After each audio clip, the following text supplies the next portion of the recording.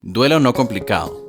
El duelo tiene muchas definiciones. La Real Academia Española lo define como dolor, lástima, aflicción o sentimiento que se tiene por la muerte de alguien. Esta se relaciona con los aspectos negativos de la vida, las emociones que pueden sentirse y la aflicción que se causa.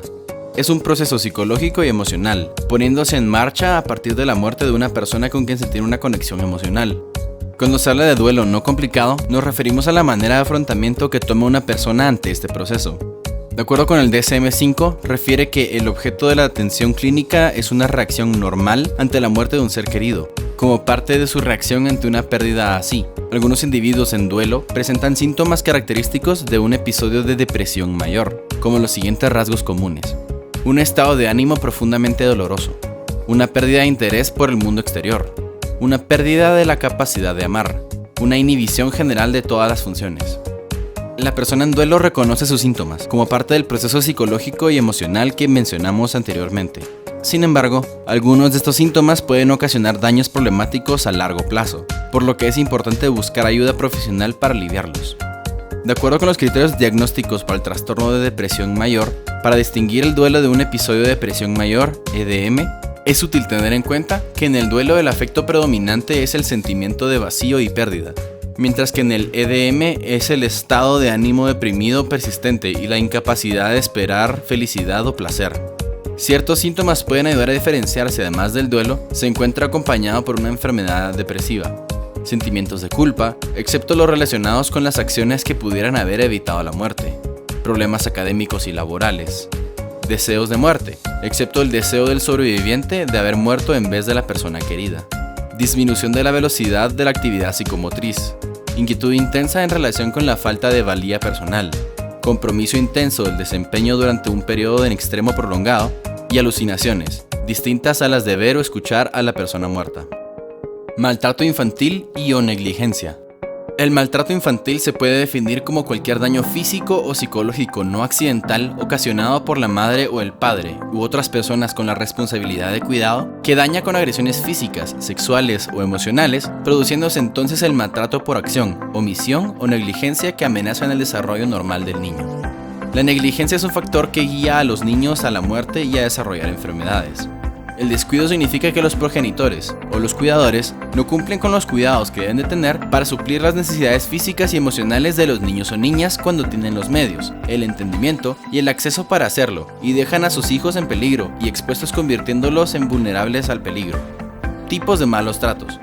Maltrato físico.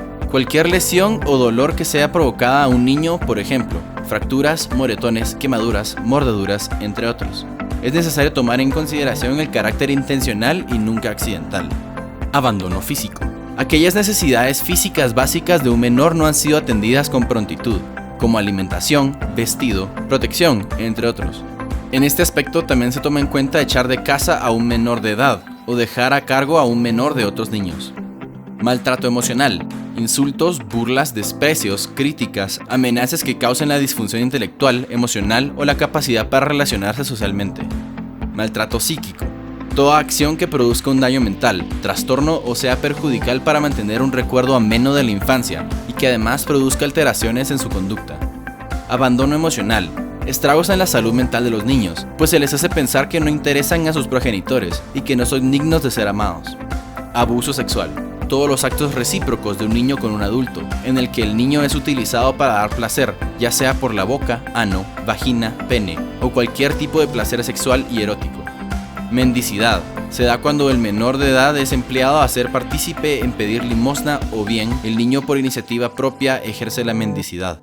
Explotación laboral. Los encargados obligan a ejecutar tareas durante largo tiempo que sobrepasa su capacidad y lo que se considera lo habitual, y que además son tareas que deben ser ejecutadas por mayores de edad. En la explotación laboral, el adulto a cargo siempre cuenta con algún tipo de beneficio económico. Abandono. Dejar al niño a su suerte sin la intención de volver. La violencia contra niños se da en cualquier ámbito y por las personas menos esperadas.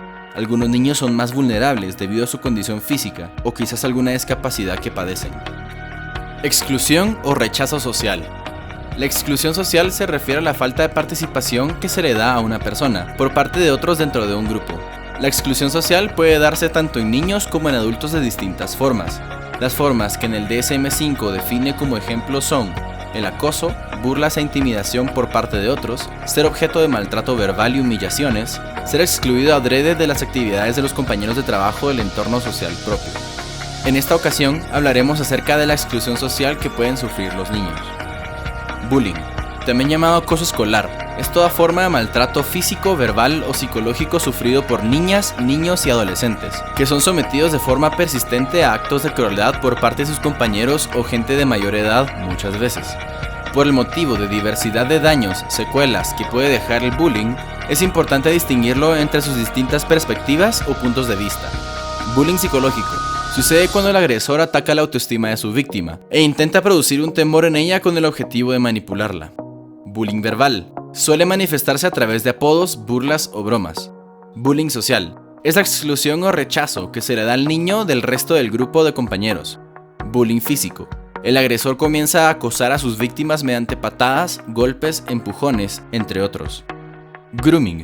A diferencia del bullying, existe la participación de un adulto abusador que mediante el internet capta a un niño como víctima para abusarlo sexualmente a través de la manipulación psicológica. Actualmente, dentro de las categorías de grooming se encuentra el child grooming, el cual se trata del acoso y persecución mediante las redes sociales con intencionalidad sexual hacia los niños, niñas, especialmente púberes y prepúberes, de 10 a 13 años. Son los blancos ideales por el buen manejo de la tecnología que tienen y la ingenuidad todavía intacta. A pesar de que el grooming se produce mediante el uso del internet y de redes sociales, no se debe descartar que puede culminar con el encuentro con el niño o niña para concretar el abuso sexual.